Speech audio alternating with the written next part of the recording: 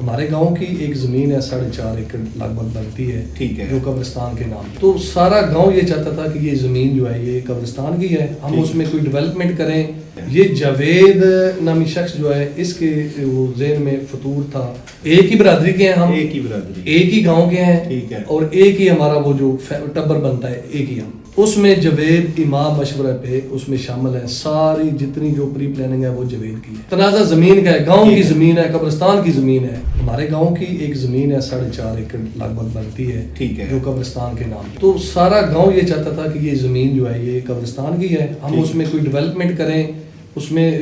بھرتی وغیرہ ڈالیں، اس میں قبرستان کی چاردیواری کریں یا ایسے کریں، ٹھیک ہے۔ یہ جاوید نامی شخص جو ہے اس کے وہ ذہن میں فطور تھا کہ یہ جگہ جو سرکاری اراضی ہے قبرستان کی ہے، اس پہ میں قبضہ کر لوں اور میں اپنے زیر استعمال کروں۔ ہمارا رشتہ دار ہے جاوید کی جو سکی پھوپھی ہے وہ میرے چاچو کی وائف ہے، ایک ہی برادری کے ہیں ہم، ایک ہی برادری، ایک ہی گاؤں کے ہیں، ٹھیک ہے، اور ایک ہی ہمارا وہ جو ٹبر بنتا ہے ایک ہی ہم۔ پورے گاؤں نے یہ کیا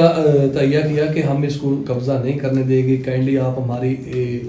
ہم تھوڑے ویل سیٹلڈ بندے ہیں، آگے جو سوشل کام کرتے ہیں اس میں ہم تھوڑا اچھے ہیں آگے، تو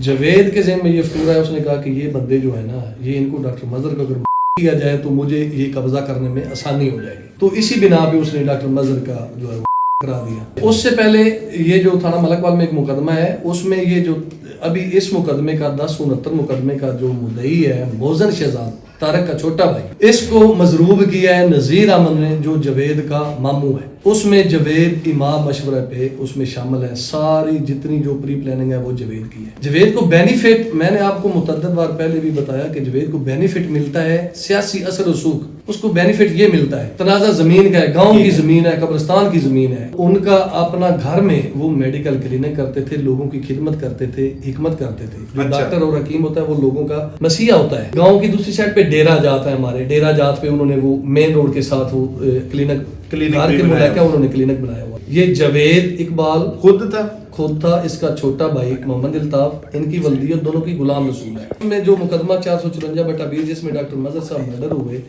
میں محمد آصف ان کا بھتیجا، اور یہ جو طارق صاحب ابھی جو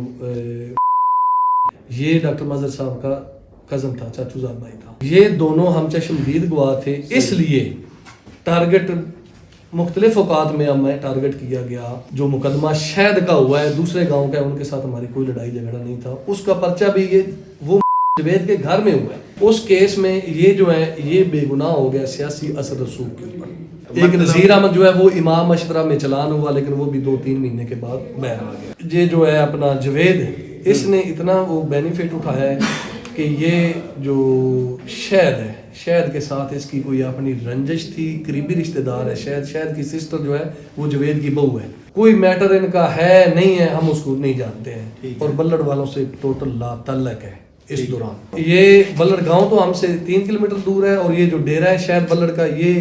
لگ بھگ یہ جو ڈاکٹر مظہر کے ڈیرا سے 2 کلومیٹر دور ہے۔ مین یہ کیا ہے کہ یہ جو شباز ہے مقدمے کا مدعی ڈاکٹر مظہر اقبال کا بیٹا، اس کو ایسے وہ ڈاؤن کر دیں کہ اس کو ہوش ہی نہ رہے، اس کے اوپر اس نے فائر ڈال دیا، جبکہ اس نے